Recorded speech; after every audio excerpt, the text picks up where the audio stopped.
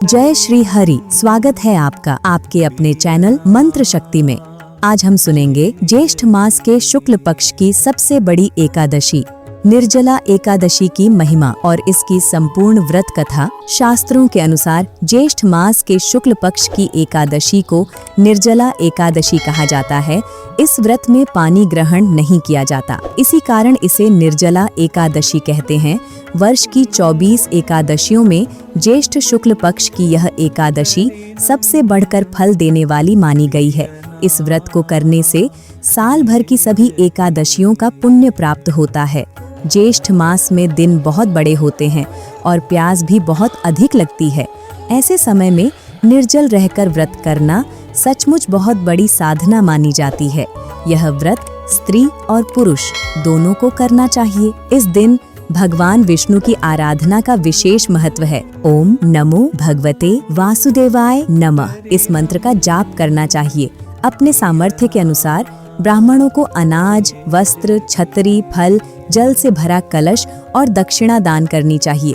कई लोग इस दिन मीठे शरबत की प्याऊ भी लगवाते हैं। अब सुनिए निर्जला एकादशी की पौराणिक कथा। एक बार महर्षि व्यास पांडवों के यहाँ पधारे।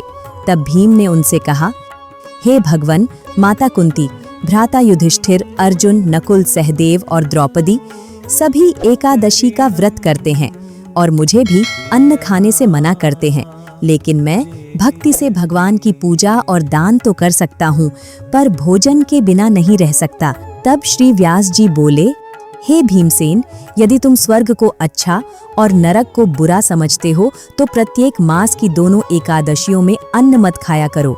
भीमसेन बोले, हे भगवन, मैं पहले भी कह चुका हूँ कि मैं भोजन के बिना नहीं रह सकता।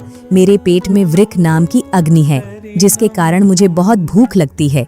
इसलिए आप मुझे ऐसा व्रत बताइए जो पूरे वर्ष में केवल एक बार करना पड़े और जिससे मुझे स्वर्ग की प्राप्ति हो जाए।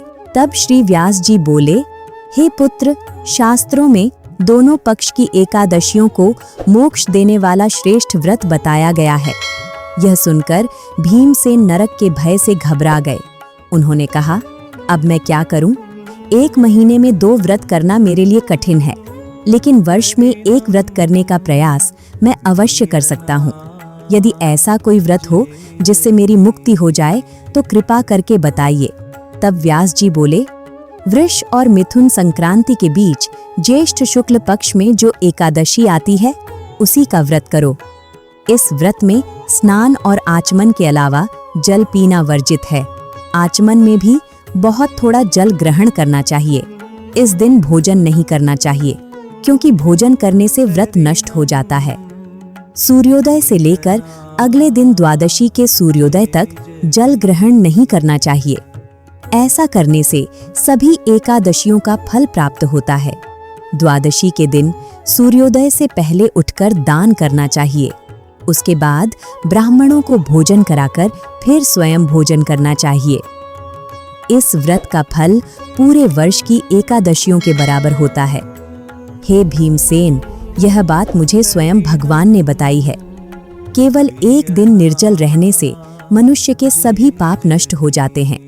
जो लोग निर्जला एकादशी का व्रत करते हैं उन्हें मृत्यु के समय यमदूत कष्ट नहीं देते, बल्कि भगवान विष्णु के पार्षद उन्हें पुष्प विमान में बैठाकर स्वर्ग ले जाते हैं। व्यास जी की आज्ञा से भीमसेन ने यह व्रत किया था, इसी कारण इसे भीमसेनी एकादशी या पांडव एकादशी भी कहा जाता है। इस दिन श्रद्धा से निर्जल व्रत रखें और भगवान से प्रार्थना करें, हे प्रभु, आपकी कृपा से मेरे सभी पाप नष्ट हो जाएं। इस दिन जल से भरा घड़ा वस्त्र से ढककर दान करना चाहिए। जो लोग श्रद्धा से इस कथा को पढ़ते और सुनते हैं उन्हें निश्चित रूप से स्वर्ग की प्राप्ति होती है। भक्तों, अगर आपको यह कथा पसंद आई हो तो वीडियो को लाइक करें और मंत्र शक्ति चैनल को सब्सक्राइब जरूर करें।